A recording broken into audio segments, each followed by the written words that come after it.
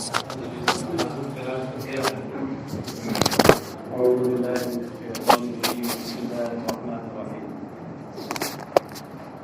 الناس من يشري نفسه ابتغاء مرضات الله والله رؤوف بالعباد.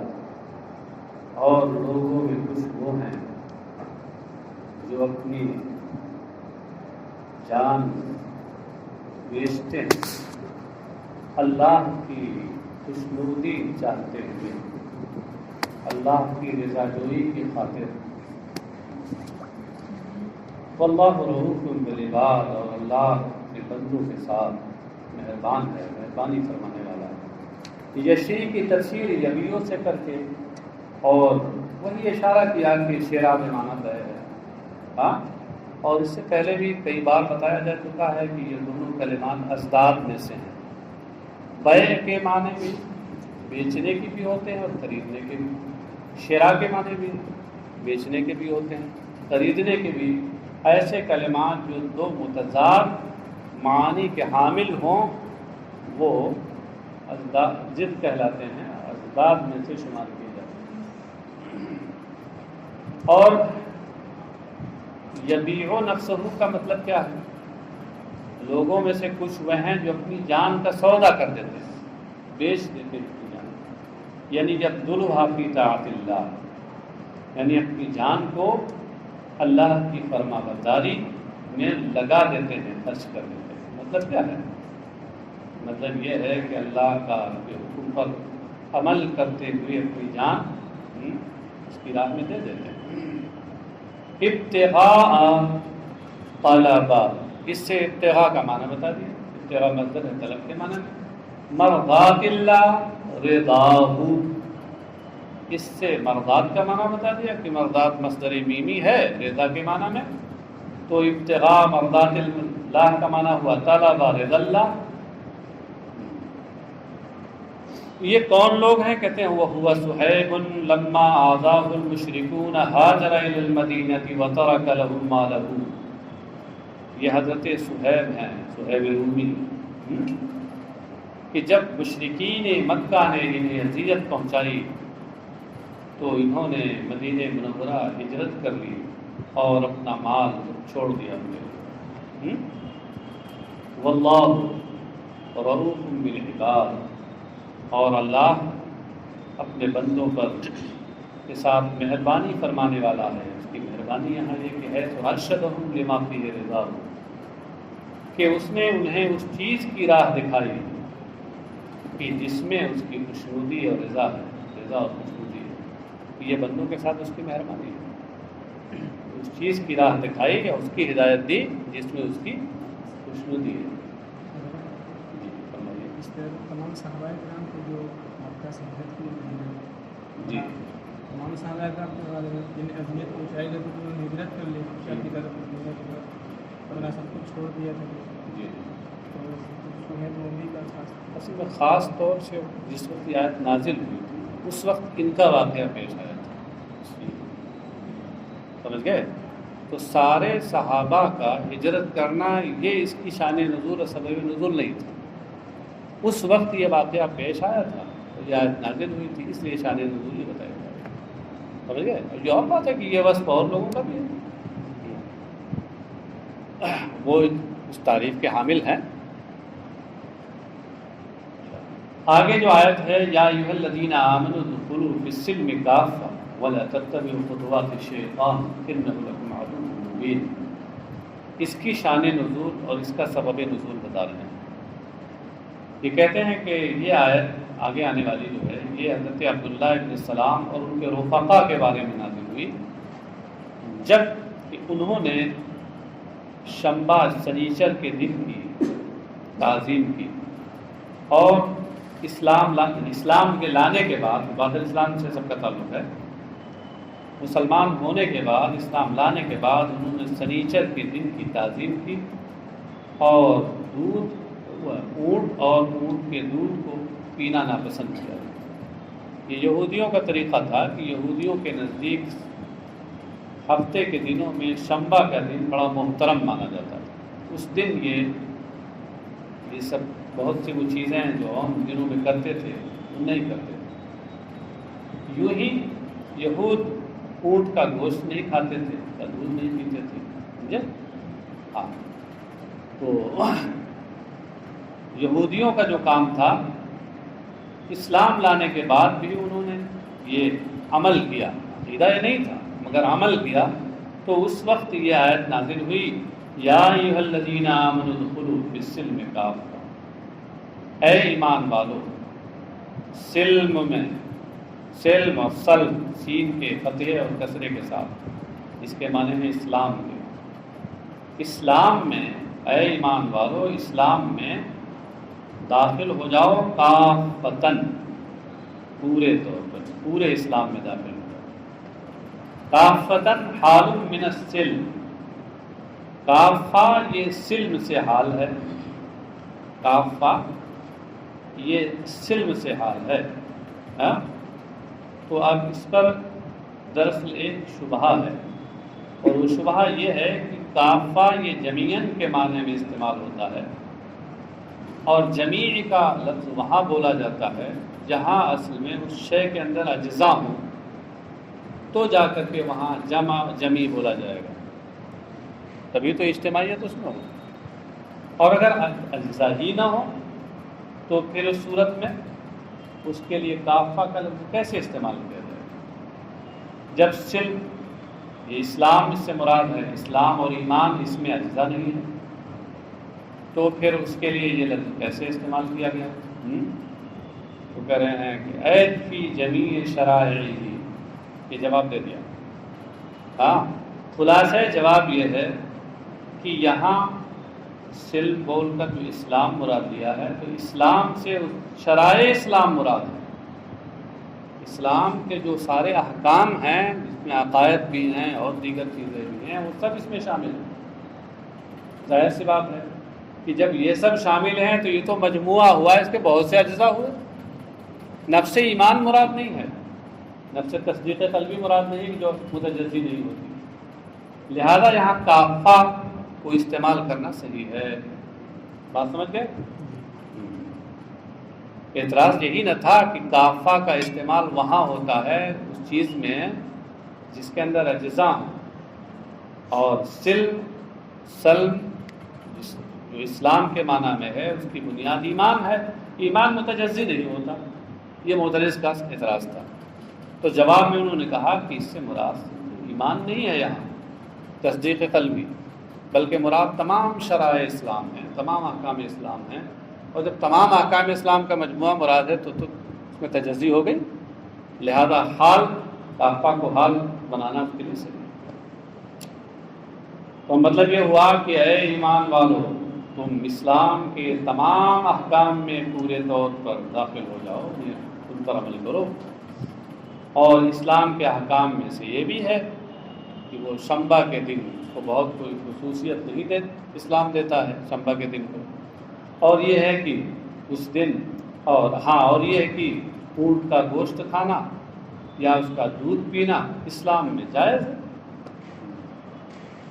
اچھا، ولا تتبعوا خطوات الشیطان انہ لکم عدو مبین، اور تم شیطان کے نقوش قدم کی پیروی نہ کرو۔ خطوات طرق، خطوات کہتے ہیں اس کو دو قدموں کے درمیان جو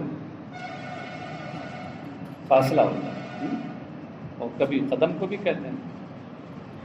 یہاں بتا رہے ہیں طرق یعنی مجازی معنی مراد ہے، خطوات کے حقیقی معنی مراد نہیں ہے۔ اس طور پر کہ مضروب بولا گیا اور ظرف مراد لیا گیا، خطوات طرق میں پڑھتے ہیں، قدم راستے میں پڑھتے ہیں، تو راستہ اور طرق یہ محل اور ظرف ہے، اور خطوات اس کے لیے مظروف ہے، حال ہے۔ ہاں، تو اس طریقے سے گویا حال بولا گیا، محل مراد لیا گیا، یا مظروف بولا گیا، ظرف مراد لیا گیا بطور مجاز مرسل۔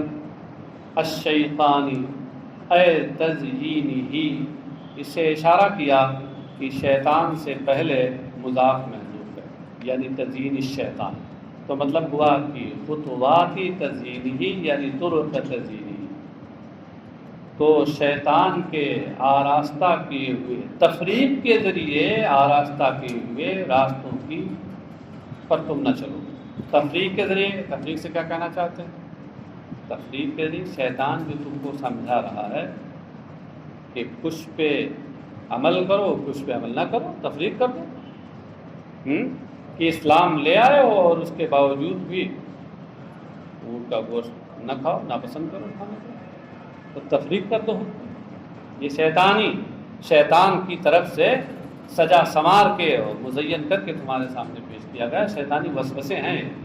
انہ لکم عدو مبین، یقیناً وہ تمہارا کھلا ہوا دشمن ہے، ایسا دشمن ہے جس کی دشمنی کھلی ہوئی، وہ تو خود نہیں کھلا ہوا، شاید بات کہیں دکھائی دیتا ہے، کھلتا نہیں، چھپ کے کام کرتا ہے، مگر دشمنی اس کی کھلی ہوئی ہے۔ فَإِن زَلَلْتُمْ مِن بَعْدِ مَا جَاءَتْكُمُ الْبَيِّنَاتُ فَاعْلَمُوا أَنَّ اللَّهَ عَزِيزٌ حَكِيمٌ، تو اگر تم سے لغزش ہو جائے، ذلو کا معنی کیا ہوتا ہے؟ پھسلنا، لغزش کھانا۔ من بعد ما جاءتکم البینات، اس کے بعد کہ تمہارے پاس روشن نشانیاں آ چکی، یعنی روشن نشانیوں کے آ جانے کے بعد اگر تمہارے قدم میں لغزش آ جائے، ذللتم کے معنی بتا رہے ہیں، ملتم من الدخول فی جمیعہ، فی جمیع اسلام، یعنی مطلب یہ ہے کہ تم پورے اسلام میں داخل ہونے سے اگر تم عدول کرو، روگردانی کرو، ملتم مالا یمیل میلن سے پہلے ماضی ہے ملتم، من بعد ما جاءتکم البینات، البینات کے معنی بتایا، الحجج الظاہرۃ علی انہ حق، روشن نشانیاں یعنی اس کے حق ہونے پر کھلی ہوئی جو نشانیاں، دلیلیں، ان کے آ جانے کے بعد بھی تم اگر مکمل طور پر اس میں داخلے سے روگردانی کرو، فَاعْلَمُوا أَنَّ اللَّهَ عَزِيزٌ حَكِيمٌ، تو جان لو کہ اللہ غالب ہے۔ عزیز کا معنی غلبے والا، سب پہ غالب، لا يعجزه شيء عن انتقامه منكم، وہ جب سب پہ غالب ہے تو کوئی چیز تم سے انتقام لینے سے اسے عاجز نہیں کر سکتی، جو غالب ہوگا اس کو کون مغلوب کر سکتا ہے۔ حکیم فی صنعہ، اور وہ اپنے کام میں، اپنی کاریگری میں حکمت والا ہے، اس کے ہر کام میں حکمت ہے، فعل الحکیم لا یخلو عن الحکمہ۔ هل ينظرون الا ان ياتيهم الله في ظلل من الغمام والملائكة وقضي الامر والى الله ترجع الامور۔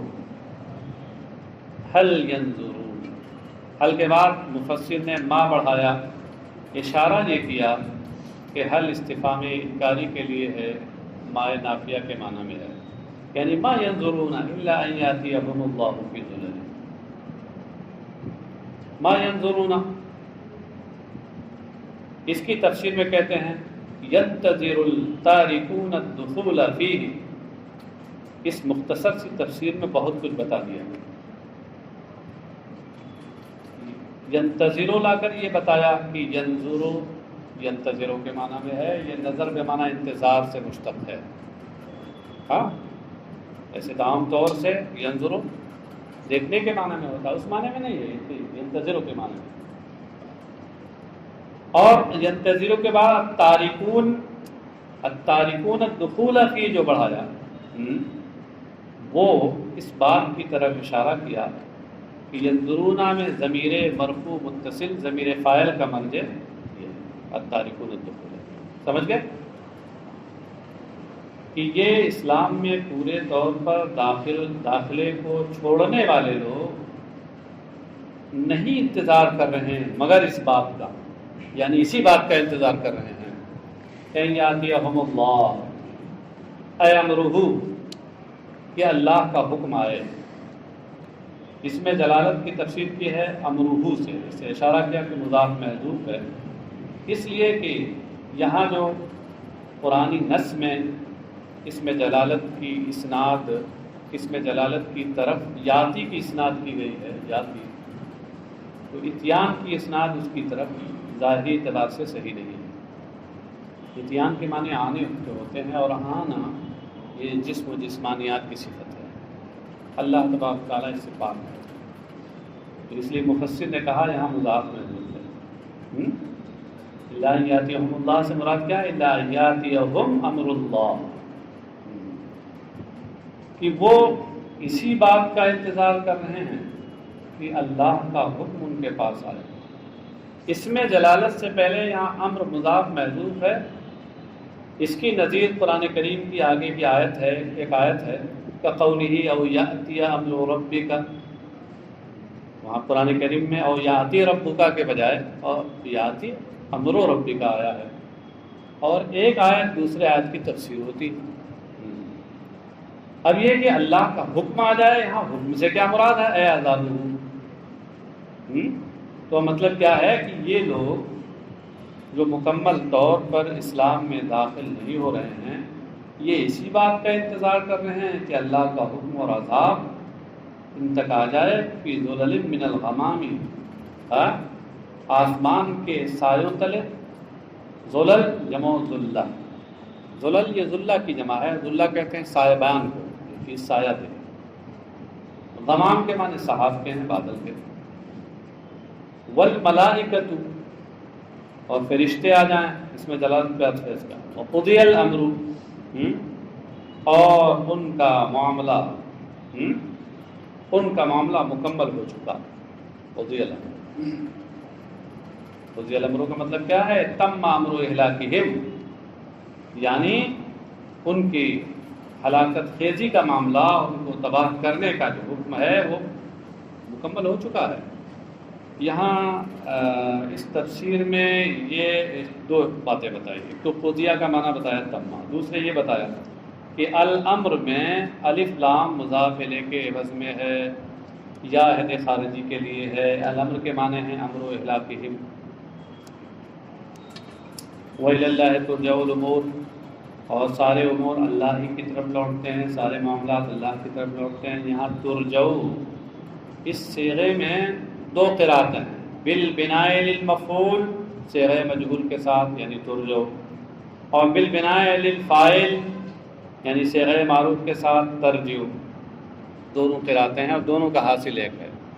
ترجعو کی جو قرأت ہے صیغہ معروف کے ساتھ، یہ رجع یرجع رجوعاً سے ہے، لازم یہ استعمال ہوتا ہے، رجع یرجع رجوعاً، لوٹنا، یہ لازم ہے، لازم سے اتنا اس مفعول آتا ہے جسے غیر مجہول آتا ہے، اس سے مجہول نہیں آئے گا، معروف رہے گا اس سے۔ اور رجع یرجع رجعاً باب ضربہ ضرب ہی سے، اس کے معنی لوٹانا، واپس کرنا۔ قرآن کریم میں ہے فرجع البصر کرتین، فرجع البصر، ارجع کا مفعول بھی البصر لایا گیا، اس سے کیا اشارہ ہے کہ یہ متعدی ہے یہاں لوٹانے کے معنی میں، ہاں، تو جب یہ متعدی ہو تو اس صورت میں یہ صیغہ مجہول کے ساتھ آئے گا، تو جو قرأت صیغہ مجہول کے ساتھ ہے وہ متعدی والے سے مشتق ہے، اور جو صیغہ معروف کے ساتھ ہے وہ لازم ہے۔ بالبناء للفاعل مفعول، اور مطلب کیا ہوا کہ سارے معاملات اللہ ہی کی طرف لوٹائے جائیں گے، یعنی آخرت میں، بالآخرت فیجازی، تو وہ پھر بدلہ دے گا، اس کا جزا دے گا، جیسا کام ہوگا ویسا۔ سل بنی اسرائیل کما آتیناہم من آیۃ بینہ ومن یبدل نعمت اللہ من بعد ما جاءت فإن اللہ شدید العقاب۔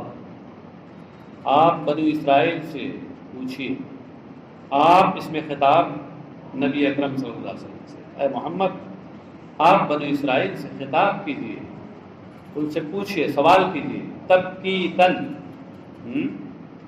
تبکیتاً، ان کی زجر و توبیخ کے لیے یا ان کو لاجواب کرنے کے لیے۔ تبکیت کے دو معنی ہوتے ہیں، زجر و توبیخ اور لاجواب کرنا کے لیے۔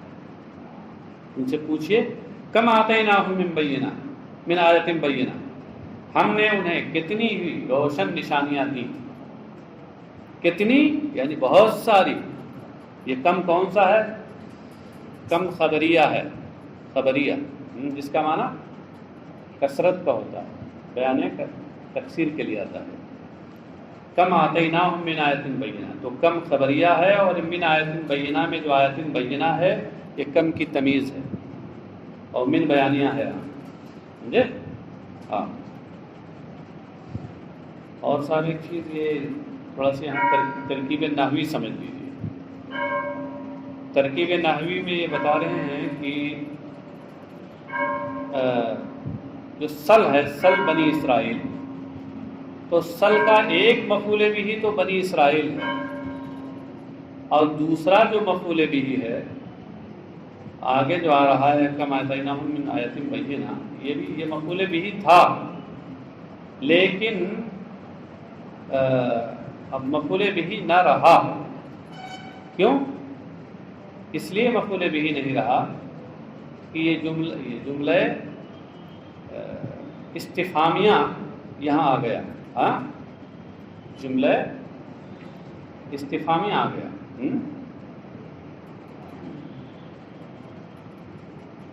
اچھا، ہم نے تو اس کو آپ کو بتایا تھا، خبریہ نا، ہاں، ایک تفسیر تو وہ ہے خبریہ والا، اس پر یہ بات، یہ ترکیب نہیں ہے، اس پر تفسیر سیدھے ہو جائے گا، وہ کھلے بھی ہو جائے گا۔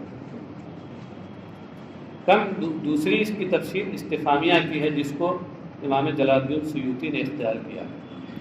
اب اس کی بنیاد پر جب یہ استفہامیہ ہو گیا تو استفہام ہونے کی وجہ سے جملہ استفہامیہ سیدھے وہ اس کا مفعول بھی نہیں بن سکتا، ہاں، اور جب مفعول بھی نہیں بن سکتا تو اس صورت میں اب لفظی جو تعلق تھا وہ ختم ہو گیا، معنوی تعلق برقرار ہے اس سے، یعنی معنوی طور پر وہ مفعول بھی ہے مگر لفظی تعلق ختم ہو گیا۔ اسی کو اصطلاح نو میں تعلیق کہتے ہیں۔ تعلیق کے معنی نیچے لکھے ہوئے ہیں، ابطال العمل لفظا لا معنی۔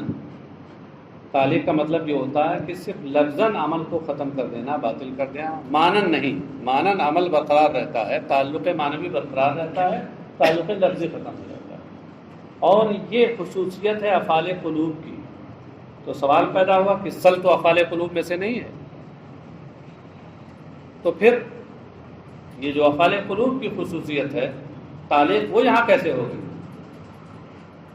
تو اس کو بتانا یہ چاہتے ہیں کہ سل اگرچہ براہ راست افعال قلوب میں سے نہیں ہے مگر افعال قلوب کے معنی میں ہے۔ یہاں سوال علم کے لیے ہوتا ہے، پوچھنا یہ علم کے لیے ہوتا ہے، اور علم افعال قلوب میں سے، تو اس لیے یہاں کہا ہے کہ یہاں تعلیق ہو گئی۔ کہتے ہیں کم استفہامیۃ معلقۃ للسل من المفعول الثانی، کم استفہامیہ ہے اور یہ سل کو مفعول ثانی سے اس کا عمل لفظاً باطل کرنے والا ہے۔ مفعول بھی اول تو اس کا موجود ہے بنی اسرائیل، مفعول بھی ثانی کیا ہے؟ لفظاً یہاں تعلیق ہو گئی کہ اس کا عمل اب باطل ہو گیا، معنن برقرار ہے۔ کہتے ہیں وہیہ ثانی مفعول آتینا، اور یہ خود کم، یہ آتینا کا دوسرا مفعول ہے۔ کم آتیناہم میں جو ہم ہے یہ آتینا کا مفعول بھی اول، اور کم یہ آتینا کا مفعول بھی ثانی جو مقدم کر دیا گیا استفہام ہونے کی وجہ سے۔ وَمُمَيِّزُهَا مِنْ آیَةٍ بَيِّنَةٍ، یہ کم، یہ کلمہ، یہ کم جو ہے یہاں اس کے اندر ابہام ہے، اور ابہام کو دور کرنے کے لیے تمیز لائی جاتی ہے، تو کہا کہ وہ ممیزها من آیۃ بینہ، اور اس کی تمییز آیت بینہ ہے۔ ممیز ہے، یہ ممیز مت پڑھیے گا ورنہ پڑھتے رہ جائیں گے۔ تمییز کو ممیز بھی کہتے ہیں، تمییز کا دوسرا نام ممیز، تبیین، مبین، یہ سب نام ہیں اس کے۔ تفسیر، مفسر، مصباح الانشاء میں دیکھیے جہاں تمیز کا بیان ہے وہاں سارے نام لکھے ہوئے ہیں اکٹھا۔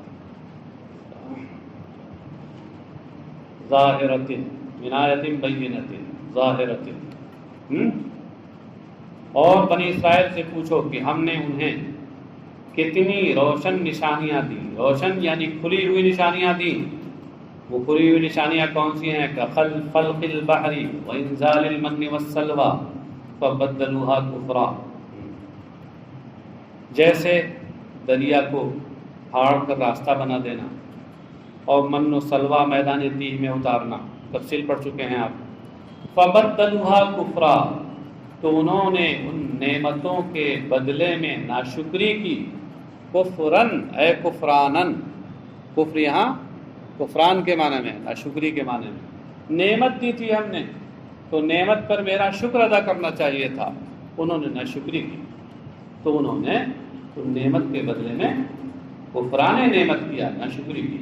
وَمَن يُبَدِّلْ نِعْمَةَ اللَّهِ مِن بَعْدِ مَا جَاءَتْهُ فَإِنَّ اللَّهَ شَدِيدُ الْعِقَابِ، اور جو اللہ کی نعمت کو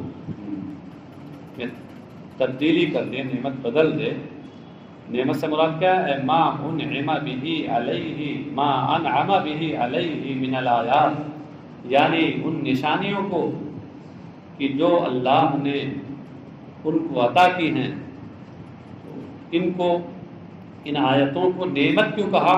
کہتے ہیں لأنہا سبب الہدایہ، اس لیے کہ یہ ہدایت کا سبب ہے۔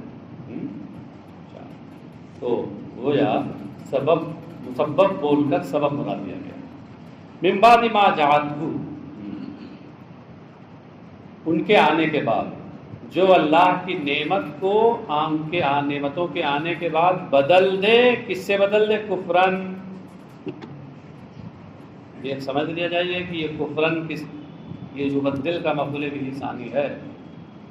من یبدل نعمت اللہ کفرن، جو اللہ کی نعمت کو کفران نعمت میں بدل دے، ناشکری کرے اس کی، فإن اللہ شدید العقاب لہ، یقیناً اللہ اس کو سخت سزا دینے والا ہے۔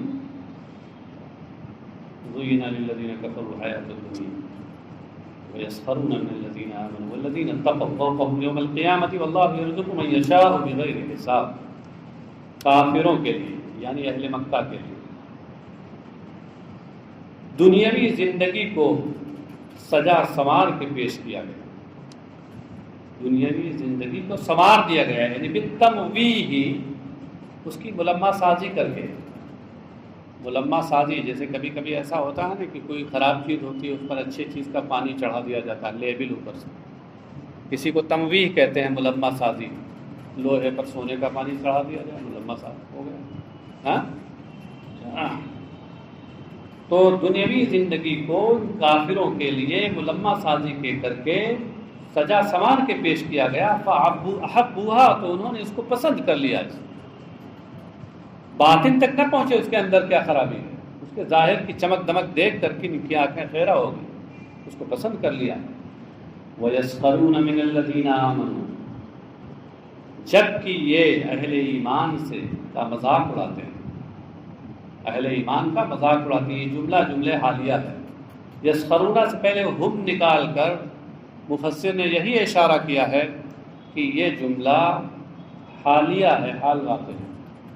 آپ سوچتے ہوں گے ہم نہ نکالتے، یسخرون سے رکھتے تو کیا حال نہیں بنتا؟ نہیں حال بن سکتا تھا، اس لیے کہ جملے فعلیہ میں جب فعل مضارع حال واقع ہو تو اس صورت میں وہ بغیر واو کے آتا ہے، اور اگر ماضی حال واقع ہو تو اس صورت میں قد کا ہونا ضروری ہے۔ ہاں، اور واو کے ساتھ بھی آتا ہے، بغیر واو کے بھی آتا ہے، قد ہونا ضروری ہے، چاہے لفظاً ہو یا تقدیراً۔ اور اگر جملے فعلیہ مضارع ہے تو اس صورت میں وہ بغیر واو کے ہوگا۔ ایک شاعر جس نے ان سارے قوانین حال کو نظم کیا، وہ کہتا ہے کہ فعلیہ گر حال باشد دا بتفصیل تمام، گر مضارع مثبت بے واو باشد در کلام۔ ہاں، فعلیہ اگر حال ہو تو پوری تفصیل کے ساتھ جان لیجئے کہ اگر وہ مضارع مثبت ہے تو کلام میں بغیر واو کے ہوگا۔ تو اب جناب جب یہ کلام میں بغیر واو کے تھا بظاہر وَيَسْخَرُونَ مِنَ الَّذِينَ آمَنُوا، تو یہ حال کیسے بن سکتا تھا؟ اس لیے ہم نکال کر بتایا کہ یہ حال ہے، اور در حقیقت یہ جملے اسمیہ ہے، فعلیہ نہیں، مبتدا محذوف ہے، اور جب جملے اسمیہ حال ہو تو اس صورت میں واو آ سکتا ہے۔ تو جب کہ اہل ایمان کا یہ مذاق اڑاتے ہیں، کیوں؟ لفقرہم، ان کی غربت کی وجہ سے، کعمار و بلال و صہیب، جیسے حضرت عمار ابن یاسر، حضرت بلال اور حضرت صہیب رومی، ان کا یہ سب مذاق اڑاتے ہیں کیونکہ ان کے پاس مال و ثروت نہیں ہے۔ اے یستہزئون بہم ویتعالون علیہم بالمال، یعنی ان کا استہزاء کرتے ہیں اور مال کے ذریعے اپنے آپ کو ان سے بلند ظاہر کرتے ہیں۔ یتعالون یعنی یترافعون، اپنی بلندی مال کے ذریعے ان کا ظاہر کرتے ہیں۔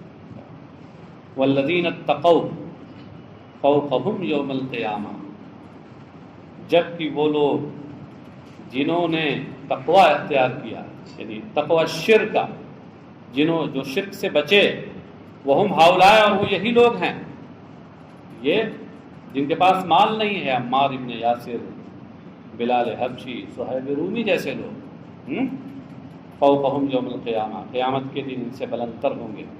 واللہ یرزق من یشاء بغیر حساب، اور اللہ تبارک تعالیٰ جسے چاہتا ہے بے حساب روزی دیتا ہے، بے حساب دیتا ہے۔ بے حساب کا مطلب کہ کوئی اس کی انتہائی نہیں ہوتی۔ اللہ کے ہاں اس کے علم میں تو ہر چیز متناہی ہے۔ لا متناہی کیا چیز ہے؟ ہاں، پھر بغیر حساب ہے رزقا واسعا، بغیر حساب کا حقیقی معنی یہاں مراد نہیں ہے، بلکہ اس سے مراد رزق واسع کثیر ہے۔ ہاں، کیوں؟ آخرت میں یا دنیا میں کشادہ روزی عطا فرماتا ہے۔ آخرت میں کشادہ روزی تو ظاہر ہے، اور دنیا میں کشادہ روزی عطا فرماتا ہے۔ اس کا مطلب کیا؟ بِأَن يُمَلِّكَ الْمَسْخُورَ مِنْهُمْ أَمْوَالَ السَّاخِرِينَ وَرِقَابَهُمْ، اس طور پر کہ جن سے استہزاء کیا جا رہا ہے انہیں استہزاء کرنے والوں کی جان و مال کا مالک بنا دیتا ہے۔ یملک، ساخرین کا معنی استہزاء کرنے والے، مسخور منہم جن سے استہزاء کیا جا رہا ہے۔ تو یہ جو جن سے استہزاء کیا جا رہا ہے غریب لوگ، ان کو اللہ مالک بنا دیتا ہے اسی دنیا میں، ان استہزاء کرنے والوں کی جان و مال کا۔ کہ جنگ ہوتی ہے، جنگ میں یہ مارے جاتے ہیں یا قیدی بنا کے آتے ہیں، اور اس کے بعد پھر جان مال سب کوئی مسلمان ان کا مالک ہو جاتا ہے۔